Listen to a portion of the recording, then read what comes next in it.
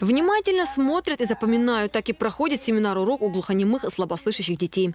Обучить ребят арабскому языку и основам ислама приехали преподаватели из Кувейта. Первые занятия, как оказалось, даются детям довольно легко. Интересно, хорошо объясняет. Я удовольствием буду ходить. Преподаватели из Кувейта в Грозном не в первый раз проводят курсы по изучению основ ислама для глухонемых. В этом году они решили расширить контингент обучающихся и набрали детские группы. Первоначальная база знаний у ребят уже имеется. Главное ее закрепить. Первый урок, конечно же, посвящен намазу. Практически все ребята из школы-интерната для глухих и слабослышащих умеют совершать молитву. Остается научить их правильному произношению.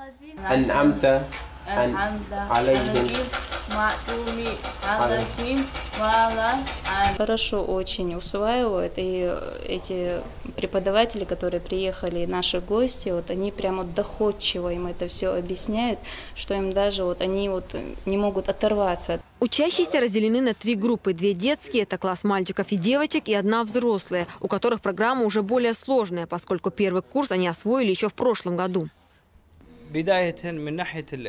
İşe çoğu isbalahan öyle yani çoğu interes yoksa bu beş o kahiler şeyin çoğu hasretim aslında uzadal bir şey geniş bakınca bu bize bir şey son dogha son kahve yok bu haber aslında koysa laqi belgş bir şey переводчик bu surda переводчик iş bu her sene çoğu bu adı bir jodika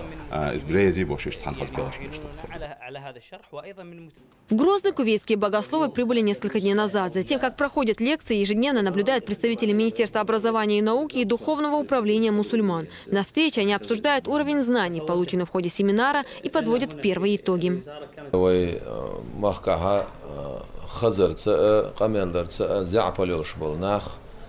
İşte vay padşahı tergam alsam tibagatna değilreyiz hilsuna iştergal baş xatsayir onaldaş dalgergaha iştergal barsa vayna dalgergaha vayn yok yal yolş. Сейчас дети усердно учат правила чтения Священного Писания. Курс обучения закончится через несколько дней. Сразу после в Грозном пройдет первый конкурс среди глухонемых по чтению Корана. Динара Мурадова, Руслан Яхьяев, Джамил Хаджалиев. Новости.